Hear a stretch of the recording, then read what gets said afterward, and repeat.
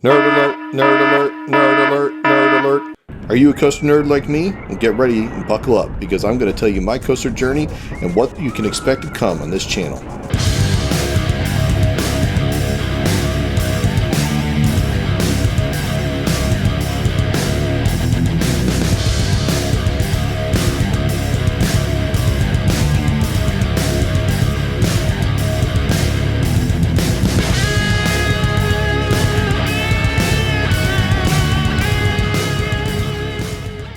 Hey there, this is Jeremy. Welcome to Feeling Loopy. This is my first video, as you can probably already figure out, and please don't hold that against me because I can't say how smooth this will be or not, but I'm going to do my best.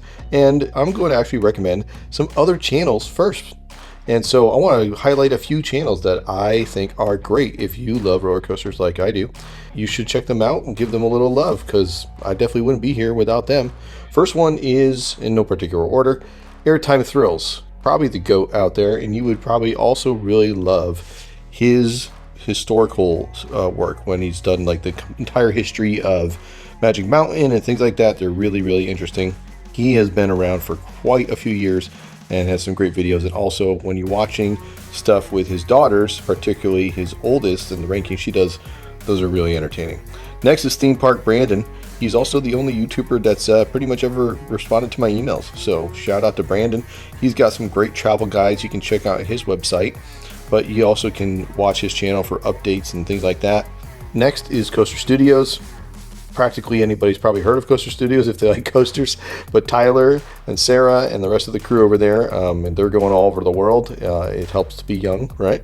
And be able to go take all these trips, but they cover a lot of stuff. And Tyler's the one that's ridden the most coasters, I think, that I know of, over 1,500 or something as of April 2026. Next is Collywood Studios. Collywood's a little local to me. I'm in New England, and Colin is down in New Jersey, I believe, but his home park is Six Flags Great Adventure. He's gotten a lot of great updates going on right now about Project Purple, if you're watching this around that time. Next is El Toro Ryan, a former ride operator for El Toro, hence the name of his channel. El Toro, if you are somehow living under a rock, is at Six Flags Great Adventure, and he's got a lot of great stuff, including his problematic coasters. You can check that out. A new up-and-comer is Face Ripped Off. Fair warning, lots of cursing in his videos. He gives just his off-the-cuff thoughts of a lot of things, including his days at the parks. And then lastly but not least, this is a channel that I think it's been about 2 years since he put out a video, and that's Coastoons. Hey, shout out to you, Coastoons. If you ever hear this, come back. I loved your videos. You may be thinking, why is he recommending these others first? Well, I'm just doing this for fun. I just like to talk about coasters. I'm a nerd. Maybe you'll learn something out of it, and maybe you'll ask questions. I'll be happy to answer and all that stuff. But I want to point you to some great resources for that as well. All right, with that said, I'm going to share today in this video my, what you would kind of call coaster story. I'm going to start from way back in 1989. Yes, 1989. Yes, I'm from the 1900s, all you people who were not born before 2000 and listening to me. I'm an old dude. And I was first taken to Disney World in Orlando, Florida by my parents when I was age 9. And there's a picture here of nerdy Jeremy wearing his awesome Teenage Mutant Ninja Turtles t-shirt in Disney World. And this is as far as back I can remember when it comes to anything theme park related. So I'm guessing that my first coaster was probably Space Mountain. Can I say for sure? No, but I don't have any memories earlier than that. And I can't imagine I would have gone to Disney World the first time and not gone on Space Mountain. So, you know, things started young, and as you'll come to hear, you know, my love for roller coasters grew and grew over the years, as I'm sure many of you did. I'd put in the comments, what's your story? How did you get into it? What did you do as a kid? What age was it? I like to call myself a roller coaster coach. I'm good on going on roller coasters with folks and talking them through what's going to make them feel more comfortable. Not knowing what's going to happen, knowing each element before it comes, all that stuff. But I digress. Tell me your story in the comments. Now, in the coaster world, or coaster fan world, I guess you could say, a common thing to say is, what's your home park? And so I'm in Connecticut, won't say more than that, but technically my home park is not a park that you would think of, or at least most people would talk about. What you would consider my major closest park would be Six Flags New England in Massachusetts. But if we want to be really technical about it, you should consider my home park Lake Compounce. Lake Compounce is in the center of Connecticut, And for those of you who don't know or have never heard of Lake Compounce, it is the oldest theme park in the country. No exaggeration. The second oldest is Cedar Point. But Lake Compounce goes way, way, way, way, way, way back. You know, there's not too much there. It's a very small park. And there's 3 or 4 coasters there, and none of them are very great. And sometimes they're not all operating. But that is technically my home park, and I definitely went there as a teenager. I went back there last year, found some free tickets just so I could go ride Boulder Dash. It's really not something worth going to and spending a ton of time at. You're going to be in and out in a few hours. It's a great family park. So if you got little kids, go for it. If you're a coaster addict and you just want to ride everything, great. You're going to spend a couple hours there and then be bored. There is, one of the oldest coasters, one of the ACE landmarks. And again, if you don't know what ACE is, that's American Coaster Enthusiasts, and they go around and celebrate landmarks in 2026 here. The next one I believe they're going to be doing is Flying Turns at Nobles, or Knobles. I'm still learning how to say that. And there is a famous dog that would ride roller coasters with his owner.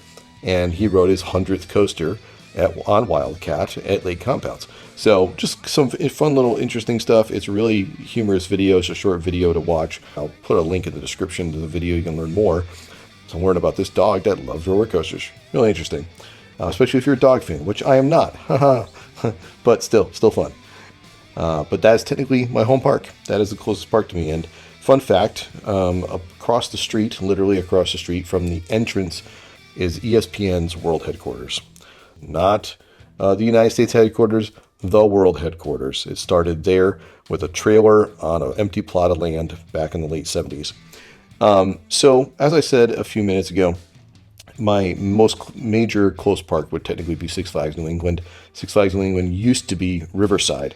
I do remember going to it some point when it was Riverside. I know that it had a racetrack there at one point.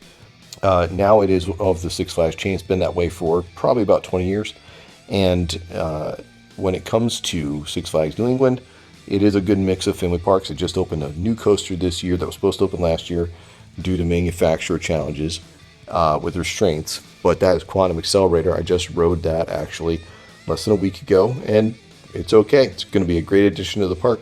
Nothing super awesome to write home about, nothing you're going to want to ride over and over again, but it's a credit, and it's a great addition for those who are going to the park, because the only 2 other family coasters there are Thunderbolt, which is old and rickety, still fun, and Pandemonium is the other one. Pandemonium is a spinning coaster, and not everybody can tolerate spinning coasters, like my wife.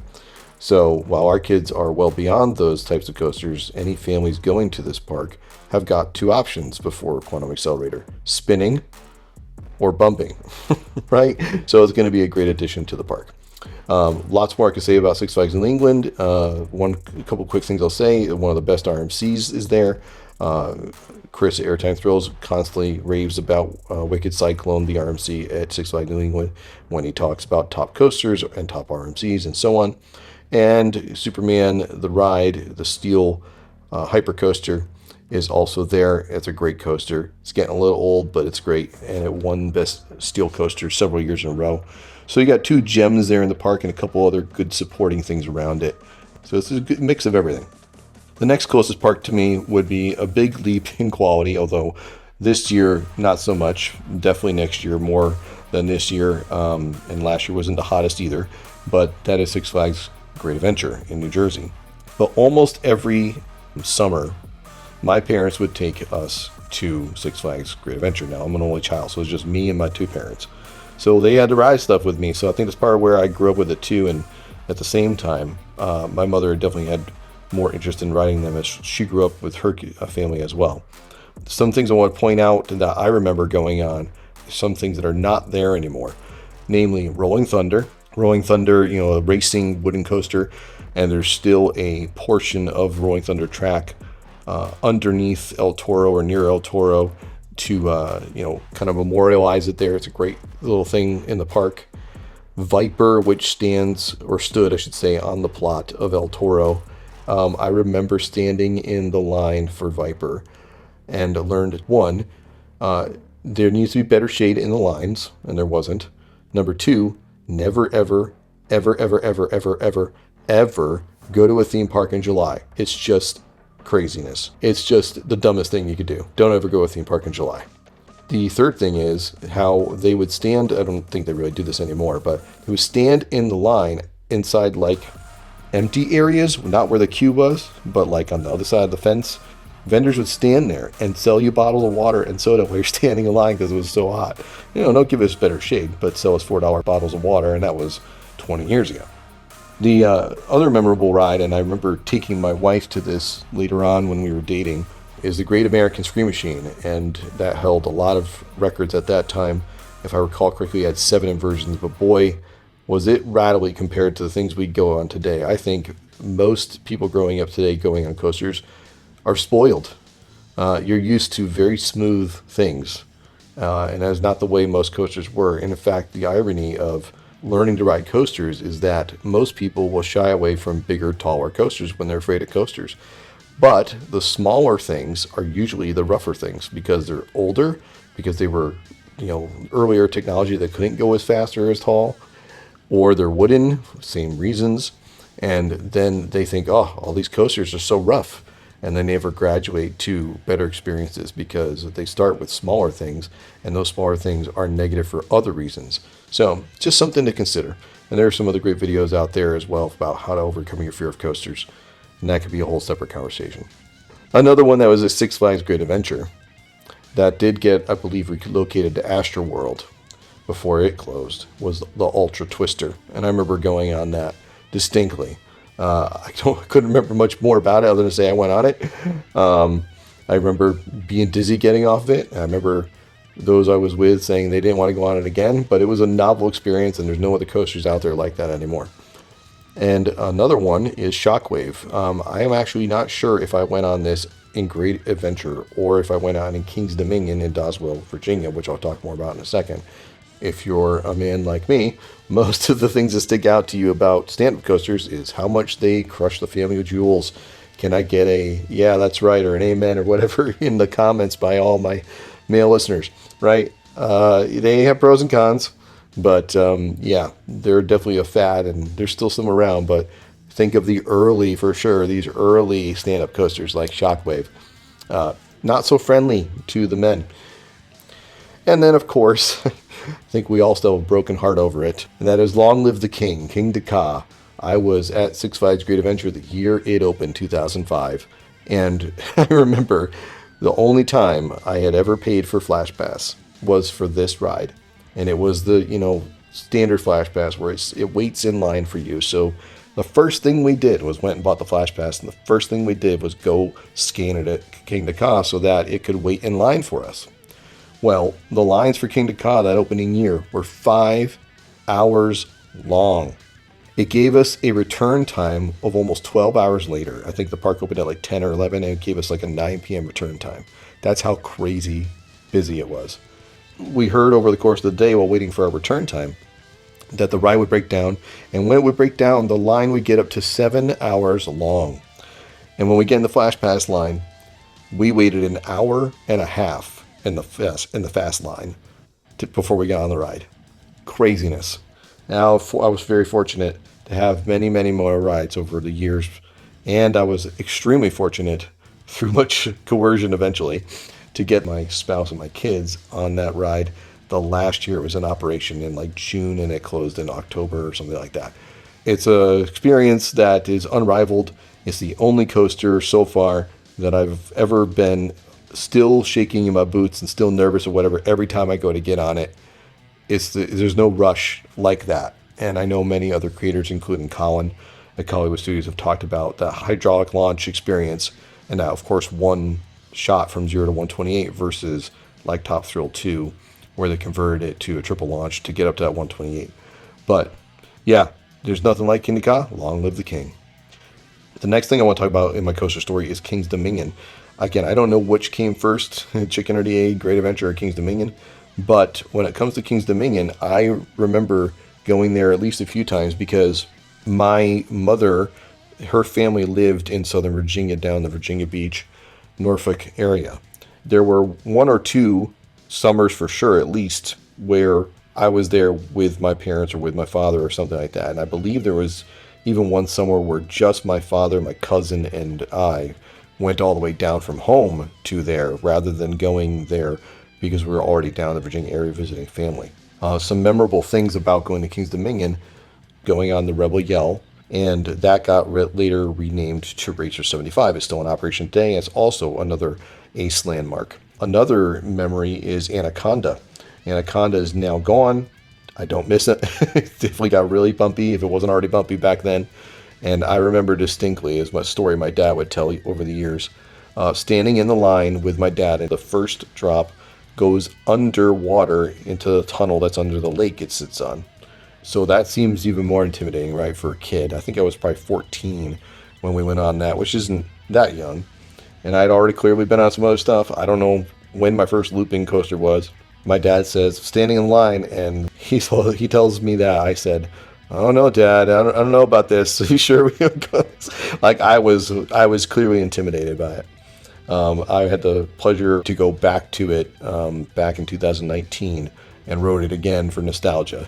It was, interesting to think, boy, I was scared of this. And then the last thing about King's Dominion is Volcano. Long live Volcano. Rapterra now sits on that plot as far as I've heard. I haven't been on Rapterra yet. Be on it this year for the first time. And Volcano, the blast coaster, I mean, there's nothing like that. I remember how unique that experience was to launch and launching indoors. Like, you leave the station, go around a little corner, and then as you see yourself approaching the indoor part, you don't know you're about to launch. And launching you indoors, but then not realizing that what's going to happen as soon as you get indoors, you're going to go vertically straight up 90 degrees and out the top of the volcano and do the rest of the layout. There's nothing like that. Crazy, crazy ride. I wish it never had been torn down, but I know they had a lot of mechanical problems with it. And Volcano was a great experience. Just kind of like Pantherian, which was I-305, and in my opinion will always be I-305, is a unique experience to this day that either one of those, you could really only get that at King's Dominion. All right, so as the years went by, another thing that I did get to go to plenty of times in those teenage years and visiting family in that area was Busch Gardens Williamsburg. In fact, I think the first time I went to it, it was called Busch Gardens the Old Country. Two things that stick out here. One is, of course, the Loch Ness Monster. I've definitely been on Loch Ness Monster since then. But what's special about the Loch Ness Monster, and here's a picture of my mother and her father. I can't say how they got this picture, probably some illegal means, but it's a great picture of the two of them on the Loch Ness Monster. And back in 2023, I was with my family in DC for a vacation, focused around DC, and I'm like, well, we cannot come to the DC area and not shoot out to King's Dominion and Busch Gardens Williamsburg. When we went to Busch Gardens Williamsburg, I was like, I gotta get my kids on Loch Ness Monster. And wouldn't you know, it was being refurbished and not open. Hopefully we will be getting out of this year, but once we do, that'll be 4 generations of my family that's been on that coaster. I think that's kind of cool. And then, of course, the Big Bad Wolf. I mean, that was such a great ride. And even though there's other suspended coasters still in operation, Ninja at Magic Mountain and things like that, the Big Bad Wolf, just like many other Busch Gardens things, is that they theme it so well. And you really thought you were going to hit the buildings. You felt that sense of swooping down the town. Just such a great ride that is very much missed. And they pay homage to it with that little drop on Verbolten over the lake. Great ride. Next is just a quick mention, and that is sometime in my late teens, I went with my parents to Cedar Point. And sadly, I remember practically nothing about the trip aside from 2 things. 1, my dad bruised his rib on Gemini.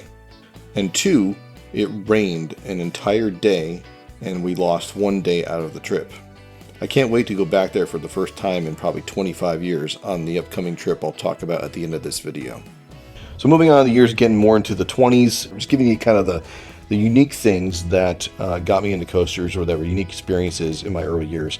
And I don't even remember why we were in Ohio, but I was there for some reason, and I had to go to Six Flags because I could, right? And now this park doesn't even exist. But Six Flags Ohio, they had, the first flying coaster that I ever went on. It was a Flying Dutchman model where you're laying down on the track versus like Superman, those where they pull you up and you're dangling. Not as good, but still flying coaster, called X-Flight. That was a very unique experience, and that stuck with me. And it's like the only thing I remember about that park. And now the park's gone. Maybe that's why. So that was a really unique one. And then my parents moved from this area to Florida for retirement.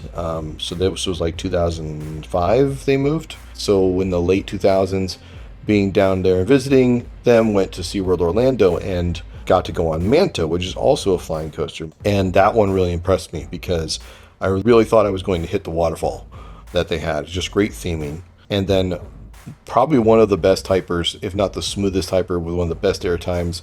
Just such great floater airtime on these little airtime hills on Mako. Mako is really great ride. And I remember distinctly counting the seconds of floater airtime. It's like 4 solid seconds on every hill. Really, really, really great ride. And would love to get that back down there at some point if I could. So some last quick things that you might find interesting. One is, really the one is, I am afraid of heights. Well, actually, I'm not afraid of heights. I'm afraid of falling. Who's not afraid of falling, right? I'm not afraid of heights. I can handle roller coasters. But I avoided going on Zumanjaro, which was the tallest drop tower right in the middle of Kingda Ka. I couldn't do it. And now I regret not doing it because I finally went on the Drop of Doom in Magic Mountain. That's 400 feet and I was fine.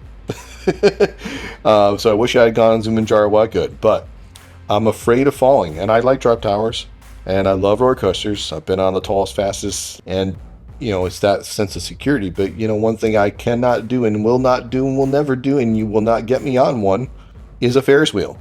Sounds stupid, doesn't it? Well, listen. You go on a roller coaster and you go up to whatever height and you're up there for maybe a couple seconds. If it's a dive coaster, a couple extra seconds, and then you go down. You're securely locked in. A Ferris wheel? You're just dangling. You're dangling in a metal box. No seatbelts. Some idiots may be rocking the boat, and you got to dangle there and wait for it to slowly turn around until you can get back down. You kidding me? That's way less safe. No, thank you. So you may find that weird, but that's a little bit about this guy who loves roller coasters. Next is my bucket list, and I'm putting on the screen here a map of at least all the theme parks I could find. And basically, if it's got a check mark, it means I've been there. And then there's 2 colors of squares. The red ones are parks that are going to be on this trip that I'll talk about shortly. And the green ones are bucket list ones that I'm not sure when I'll get to, but I would love to one day. So I would love to, really, the primary bucket list is Lagoon. I've heard a lot of great things about Lagoon, including Cannibal. I would love to get out there, but it's just so far away from me. Lagoon is the major one, and then any other major park on this map that you see that I haven't hit, it'd be great to get there someday. It'd be great to go outside the country, but, I got responsibilities, so do it while you're young, guys. While you're single and young, go do it. Go. Last is our upcoming trip, and so I sit currently at 135 credits, which you would think I'd have a lot more after all these years, right? And all the parks checked off on this map. Now, I will say, I didn't start counting credits till later, so maybe I'm missing some and I'm being too conservative. But I also have passed on a lot of all the credit stuff in the past, like, the kiddie rides and the crappy coasters just for the credit, stuff like that. This upcoming trip I'm putting on the screen now is going to be me and my family. Hopefully they're still my family when we get back. And we're going to be going to 20 parks over several weeks. And I'm probably going to more than double my credit count just from this trip. So this is the upcoming trip. I'm not going to put dates and whatever for privacy. I'm not even sure yet if I'm going to share anything about it while I'm on the trip. I'm probably going to post some about it after I'm back and give you some thoughts. Would love to hear any questions you have. Would love to hear thoughts in the comments. I know there's a million other channels out there. I'm just some old dude that wants to talk about roller coasters and finds it fun. So if you found this fun, leave your thoughts in the comments. I'm sorry I exhausted you with this ridiculously long video. Thank you for listening. If you listened this far, you deserve some kudos for listening to all of this. Put that in the comments so I know. Thanks for listening. Don't forget to like, comment, subscribe, and hype the video. And the next time you ride a coaster, may the G-Force be with you. Stay loopy, and I'll see you next time.